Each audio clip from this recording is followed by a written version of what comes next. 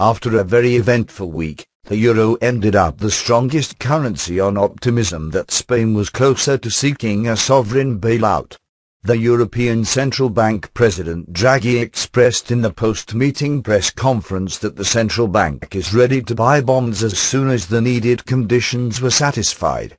The message kept Spanish 10-year yield comfortably below the 6% level.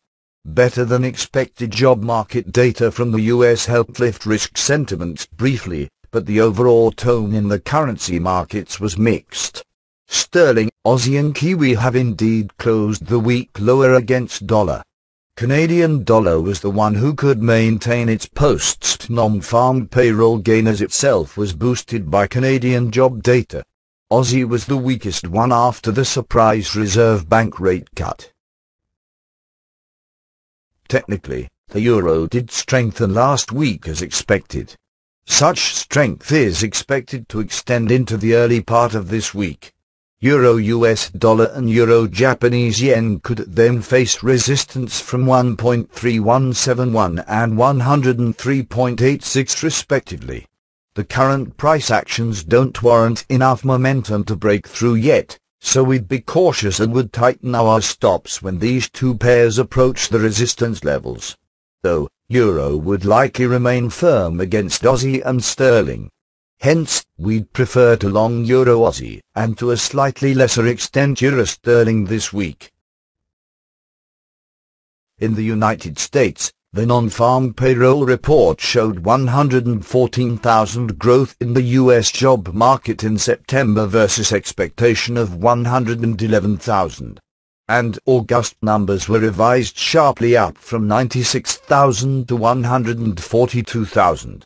The unemployment rate dropped sharply from 8.1% to 7.8% versus expectation of a rise to 8.2%. That's also the lowest number in 44 months. The September Federal Open Market Committee minutes gave reasons for the Fed's decision to announce QE3 last month. While little news was delivered, the minutes unveiled that policymakers had a vigorous discussion about shifting from calendar date-based policy targets toward data-driven thresholds. The members also debated on means to reach a consensus economic forecast. The mechanism, upon completion, would replace the current method that each of the 19 members makes forecasts on their own. While the pace and timing of asset purchases remained unknown, it's expected that QE3 will be continued for at least 2 years until policymakers see an improvement in the job market. As expected, the October ECB meeting was a non-event. Policymakers decided to leave interest rates unchanged while little surprise was heard from the press conference. President Draghi also stated that there was no discussion about cutting policy rates at the meeting, reinforcing our view that the central bank will leave interest rates unchanged till the year end. The press conference was focused on the OMT and Draghi reiterated the ECB would give no view on bond yields. The ECB would also not purchase Irish or Portuguese bonds until they have regained full market access. The President also indicated that activation of the OMT would be determined by the governments.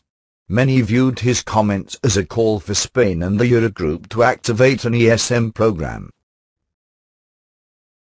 To our surprise, the Reserve Bank of Australia, after 3 months of pause, lowered the cash rate by 25 base points to 3.25% as the drop in commodity prices, slowdown in Chinese economy and strength in the Australian dollar weighed on the country's economy.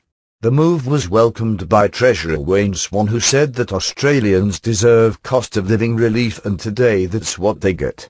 The Aussie dollar weakened against the US dollar after the announcement.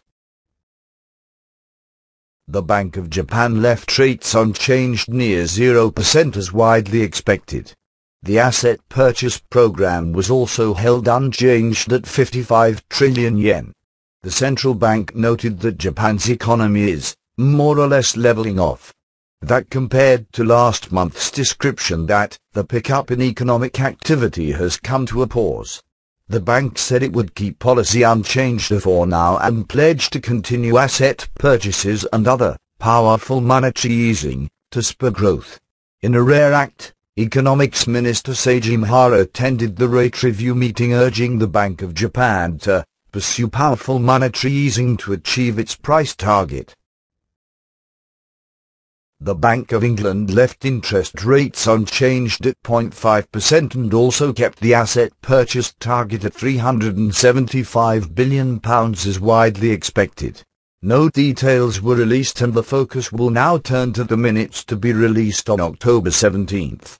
And finally, Canadian employment data showed 52,100 growth in September versus expectation of 15,000.